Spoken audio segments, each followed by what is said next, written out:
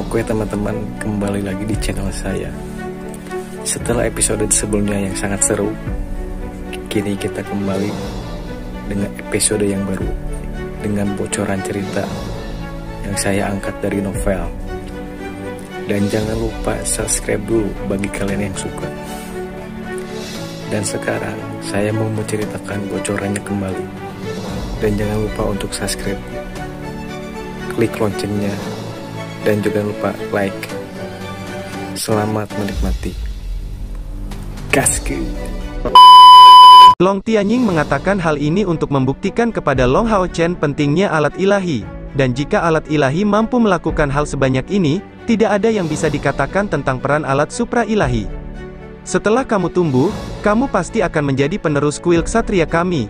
Jadi tidak ada masalah jika aku memberitahumu hal ini. Di antara 6 singgasana agung di kuil ksatria kita, ada satu yang belum pernah diperoleh siapapun, dan tahta ilahi ini, berdasarkan dugaan nenek moyang kita, adalah alat yang sangat ilahi. Long Hao Chen dan Han Yu merinding, mereka tidak mengira bahwa alat ultra ilahi akan berada di tangan kuil ksatria. Yang Hao Han menguraikan kata-kata Long Tianying, dahulu kala, kedatangan ras iblis membawa kehancuran bagi semua manusia, dan dapat membinasakan kita kapan saja. Dalam periode krisis ini, umat manusia bersatu secara luar biasa, dan mendirikan 6 kuil agung. Di bawah pimpinan semua kekuatan besar, kami nyaris tidak mempertahankan wilayah kami saat ini, mengandalkan benteng alami untuk mempertahankan tanah air terakhir kami. Namun saat ini, iblis masih belum terbentuk dengan kuat, dan belum melakukan penyesuaian. Jika kita menunggu mereka mengenal benua ini dan mengatur rekrutan baru yang lahir dari epidemi, kehancuran umat manusia pasti akan menjadi hal yang tak terelakkan. Pada saat itu, sebuah meteor jatuh dari langit, jatuh di wilayah kuil ksatria kita, dan sebuah singgasana besar muncul darinya. Hanya satu, Long Hao Chen bertanya dengan heran.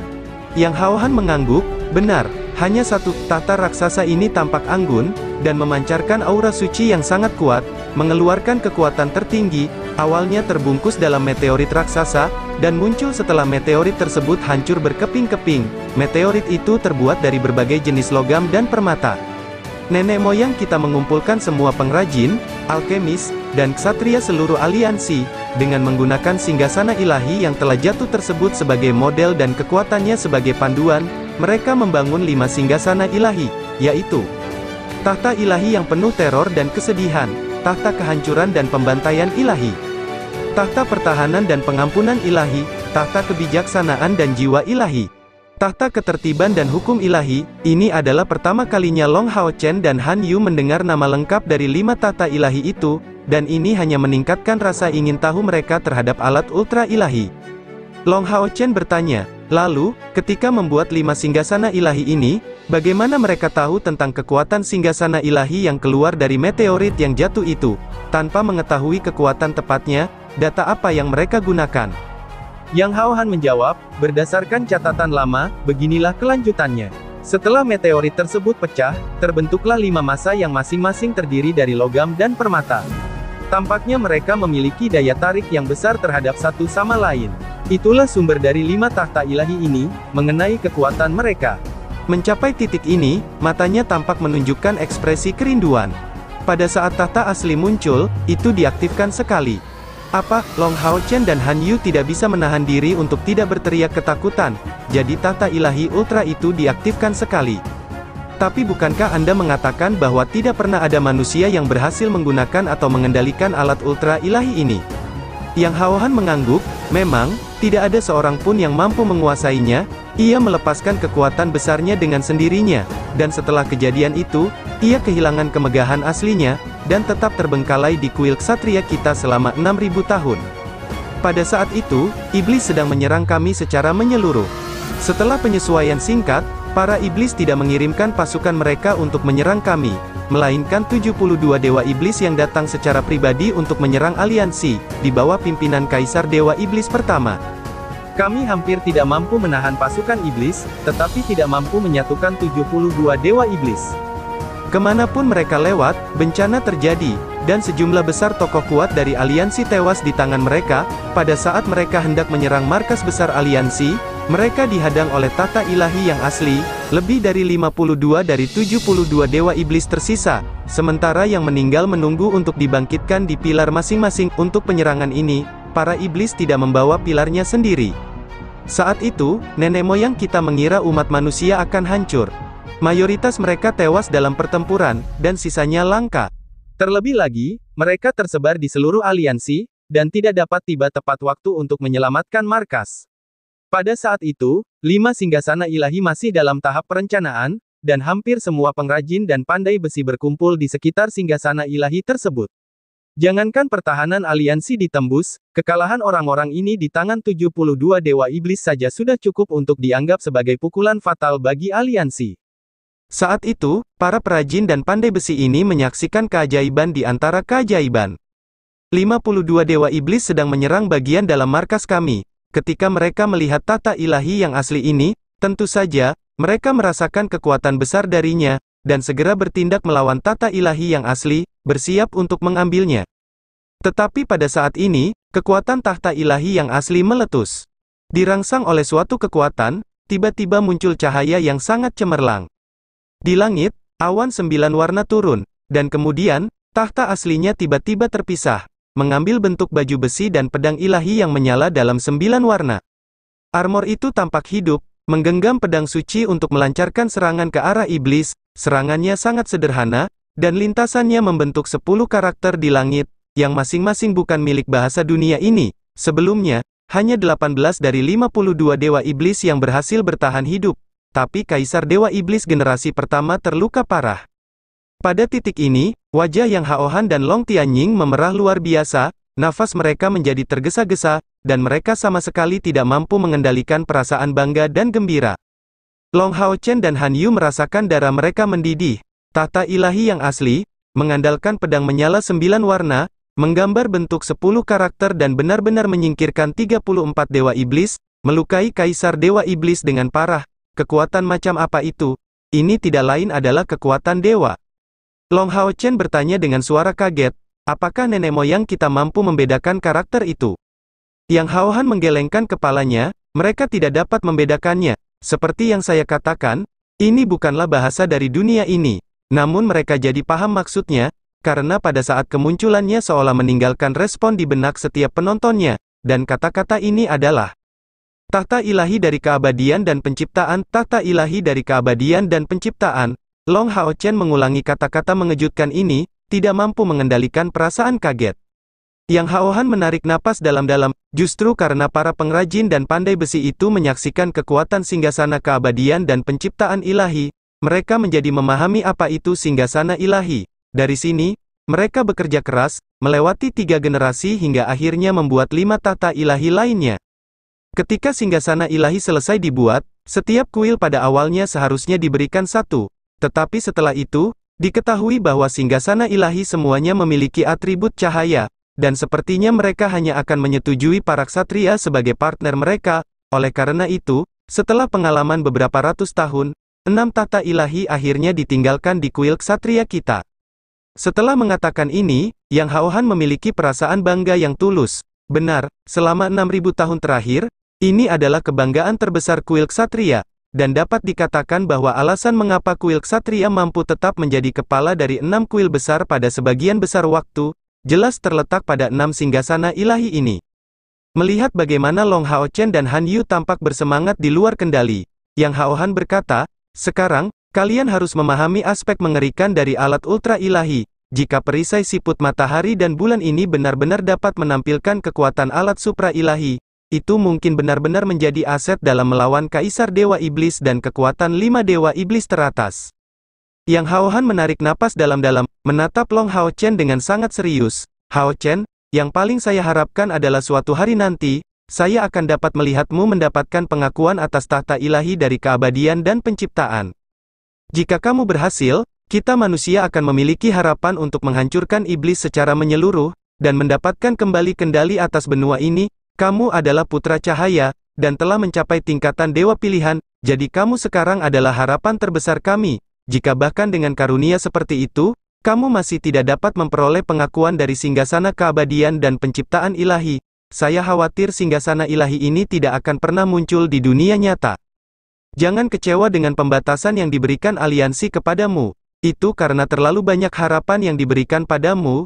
Kecepatan pertumbuhanmu yang menakjubkan telah memberi kami harapan nyata untuk sukses. Jika kamu berhasil tumbuh, bahkan Kaisar Dewa Iblis belum tentu menjadi tandinganmu. Dengan dua alat supra ilahi, bahkan Kaisar Dewa Iblis mungkin akan menyerah padanya.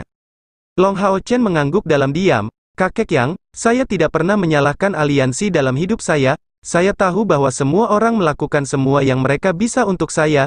Jangan khawatir. Saya pasti akan memperhatikan keselamatan saya sendiri dan melakukan yang terbaik untuk menghindari mengambil risiko. Yang Hao Han tersenyum mendengar jawabannya, kalau begitu, itu yang terbaik. Tidak peduli apa yang kami katakan, meskipun kamu melanggar perintah hari ini, kinerjamu memungkinkan kami memperoleh kemenangan besar, pertempuran ini membuat kita melemahkan kekuatan musuh, membuat jalur gunung penahan naga kita menjadi stabil. Tianying, bagaimana kalau mulai sekarang keduanya berpartisipasi dalam pertemuan di Dragon Resisting Mountain Pass? Karena kami sedang melatih penerus, tidak ada salahnya meningkatkan kecepatan kami sedikit. Long Tianying menyetujui, mungkin, saya akan mengadakan pertemuan militer sekarang, kalian berdua bisa ikut. Yang Hao Han berkomentar, berita tentang perisai siput matahari dan bulan Hao Chen ini sangat mendadak, saya akan kembali ke aliansi untuk melakukan perjalanan, karena perang suci telah mencapai tahap ini.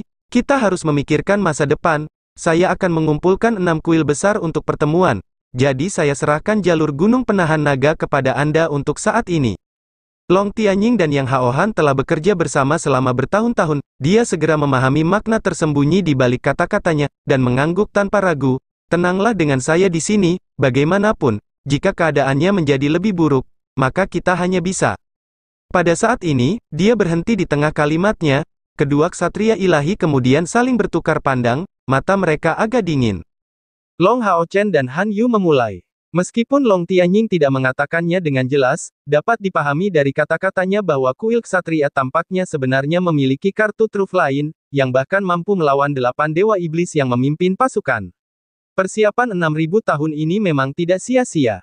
Long Tianying dan Yang Hao Han melakukan percakapan sederhana, sebelum membawa Long Hao Chen dan Han Yu langsung ke ruang konferensi kuil ksatria. Gunung penolak naga tidak memiliki kekuatan militer terpisah. Pertahanannya sepenuhnya berada di bawah kendali kuil ksatria, dan sebagai ksatria ilahi, Long Tianying dianggap sebagai panglima militer.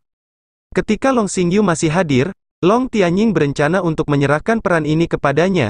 Masalahnya adalah hubungan antara ayah dan anak tidak begitu baik, dan Xingyu punya rencananya sendiri. Jadi setelah jangka waktu tertentu, dia mengembalikan otoritas tertinggi untuk mengendalikan militer kuil ksatria kepada ayahnya, dan pergi mencari kekuatan yang lebih besar.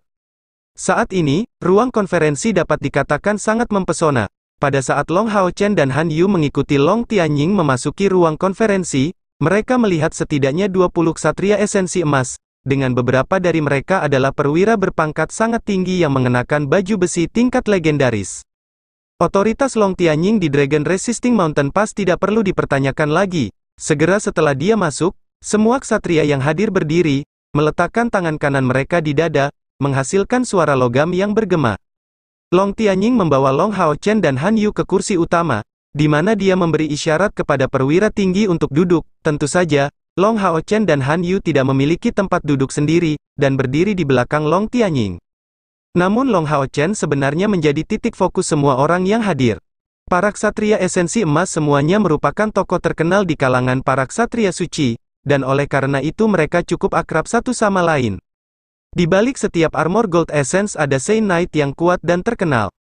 Sebagai pendatang baru, Long Hao Chen jelas tidak asing dengan para veteran ini, namun di pertarungan sebelumnya, dia bisa dikatakan yang paling mempesona. Kejutan dari cahaya 7 warna itu, yang menyingkirkan 2 komandan Vian yang terkenal, menciptakan puncak semangat bagi semua ksatria yang hadir, jadi dia tetap tersimpan dalam ingatan para ksatria berkedudukan tinggi ini. Oleh karena itu, meskipun mereka tidak tahu siapa ksatria esensi emas yang baru dipromosikan ini, penampilan mereka penuh dengan niat baik terhadapnya. Melihat semua orang yang hadir duduk, Long Tianying menyatakan, hari ini, kami memperoleh kemenangan yang tidak terduga, saat kami memukul mundur serangan iblis di lain waktu. Saya dapat melihat dalam diri kalian masing-masing kemuliaan seorang ksatria. Izinkan saya memperkenalkan keduanya di belakang saya kepada semua orang. Ini Han Yu, saya yakin kalian pernah melihatnya sebelumnya. Dia adalah salah satu junior kalian, dan satu-satunya cucu dari Ksatria Suci Han Qian yang saat ini mengurus banyak urusan sambil mengawasi aliansi. Setelah mendiskusikan hal ini dengan ketua aliansi, kami memutuskan bahwa mulai hari ini dan seterusnya dia juga akan memenuhi syarat untuk bergabung dengan semua konferensi militer yang diadakan di Dragon Resisting Mountain Pass sebagai pengunjung.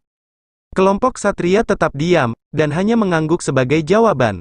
Belum lagi identitasnya sebagai satu-satunya cucu Han Qian, penampilannya dalam perang suci sudah cukup untuk mendapatkan persetujuan dari para perwira tinggi ini, membunuh musuh tanpa rasa takut, memberikan perintah yang sesuai kepada bawahannya, dan sebelum dia berusia 30 tahun.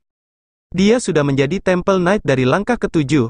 Dengan prestasi ini, mendapatkan perlakuan khusus dari kuil bukanlah hal yang mengejutkan. Semua orang di sini dapat melihat bahwa Long Tianying berupaya mengembangkan Han Yu untuk menjadi karakter utama di antara generasi masa depan.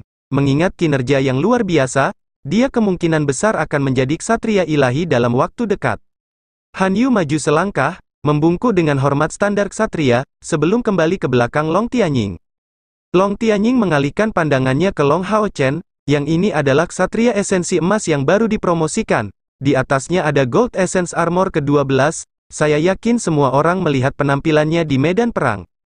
Untuk saat ini, saya tidak bisa memberikan pengenalan lebih rinci tentang dia kepada semua orang. Kalian bisa memanggilnya ksatria emas ke-12, termasuk perisai yang kalian semua lihat di medan perang. Kekuatannya diperoleh sepenuhnya melalui kemampuannya sendiri, tanpa dukungan dari aliansi. Saya mengumumkan dengan ini bahwa dia untuk sementara akan bertindak sebagai kepala ksatria suci, memimpin semua ksatria Mithril. Hanya dengan pernyataan ini, komentar langsung meluap, bahkan mengejutkan orang yang bersangkutan.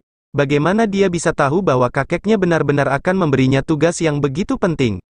Kepala ksatria suci di kuil ksatria. Posisi ini adalah yang tertinggi di bawah hanya beberapa ksatria ilahi dan tetua ksatria suci. Duduk di bawah, seorang penatua berkomentar, "Kepala, bukankah pilihan ini ceroboh? Selain itu, kami tidak mengenal ksatria esensi emas yang baru dipromosikan ini." Tetua ini adalah satu dari sedikit orang yang tidak mengenakan baju besi lengkap. Dia memiliki rambut putih pendek yang ditata rapi, bertubuh tinggi, dan mengenakan jubah putih. Bahkan dengan kekuatan mentalnya, Long Hao Chen tidak dapat melihat melalui kultivasinya yang sebenarnya. Ruang di sekitar tubuhnya tampak sedikit terdistorsi. Long Tianying menyatakan kepada yang lebih tua, "Keputusan ini dibuat oleh ketua aliansi dan saya setelah mempertimbangkannya. Ksatria emas ke-12 ini adalah pensiunan pemburu iblis, yang memberikan kontribusi sangat besar bagi aliansi, dan sangat cocok untuk jabatan ini." Tetua berjubah putih itu menunduk menyetujuinya, dan terdiam. Dari sebutan Long Tianying untuknya, orang dapat melihat bahwa tetua ini memiliki posisi yang baik di kuil ksatria. Long Tianying kembali ke perwira tinggi lainnya. Tugas kepala ksatria suci telah dipegang oleh Han Qian sejak lama, namun selama beberapa tahun terakhir, dia sebagian besar berpartisipasi dalam menangani urusan resmi aliansi, dan tidak dapat memimpin resimen Sei Knight untuk membunuh musuh. Saya tahu bahwa beberapa dari kalian, terutama mereka yang merupakan ksatria esensi emas, tidak yakin dengan kemampuan ksatria emas ke-12, tapi kuil pasti tidak akan membuat pilihan yang ceroboh. Saya hanya akan membeberkan salah satu prestasi yang telah diraihnya. Jika ada orang di sini yang telah mencapai prestasi lebih besar dari ini, deklarasi ini akan ditarik, dan orang yang mengambil posisi kepala ksatria suci sementara adalah dia. Mendengar ini, seluruh hadirin terdiam. Sebagai seorang ksatria ilahi, Long Tianying memiliki otoritas yang sangat tinggi di kuil ksatria. Dan militer kuil ksatria telah lama berada di bawah komandonya, jadi melihat dia marah, tidak ada yang berani mempertanyakan pilihannya. Terlebih lagi, Long Tianying hanya mengatakan bahwa gelar yang dianugerahkan ini didasarkan pada kontribusinya. Dari semua orang yang hadir di sini, siapa yang tidak memberikan kontribusi heroik untuk kuil ksatria? Mereka ingin mendengar kontribusi luar biasa apa yang telah dia lakukan, hingga melampaui generasi tua secara keseluruhan. Setelah mengalihkan pandangannya ke semua orang yang hadir, Long Tianying melanjutkan, beberapa waktu yang lalu, ksatria emas ke-12 memimpin timnya di kedalaman wilayah iblis, dan membunuh salah satu dewa iblis, peringkat 70, Andromalius. Mendengar ini, dia terdiam. Di ruang pertemuan, beberapa ksatria sudah terlihat tidak setuju. Membunuh dewa iblis tentu saja merupakan kontribusi yang besar, Namun Dewa Iblis Ular Andromalius hanya berada di peringkat terakhir, meskipun ini adalah kontribusi yang bagus. Mengatakan bahwa itu melampaui semua ksatria peringkat tinggi akan terasa tidak masuk akal. Long Tianying melanjutkan, selanjutnya, dia menghancurkan pilar Dewa Iblis milik Andromalius, artinya, di masa depan, tidak akan pernah muncul Dewa Iblis Ular lainnya. Terjadi keributan besar, membunuh Dewa Iblis Ular tidaklah banyak, tapi menghancurkan pilar Dewa Iblis adalah masalah yang sama sekali berbeda. Sejak awal era kegelapan, 6.000 tahun telah berlalu, namun manusia belum pernah mencatat kehancuran pilar Dewa Iblis, mereka sama sekali tidak menyangka prestasi ini bisa dicapai oleh ksatria emas ke-12 ini. Ini adalah pertama kalinya pilar Dewa Iblis dihancurkan, yang memiliki arti tak tertandingi. Ini berarti manusia akhirnya menemukan cara untuk menghancurkan pilar Dewa Iblis, dan mengguncang fondasi iblis. Apalagi yang hadir di sini, bahkan di seluruh kuil aliansi, kontribusi ini tidak ada duanya.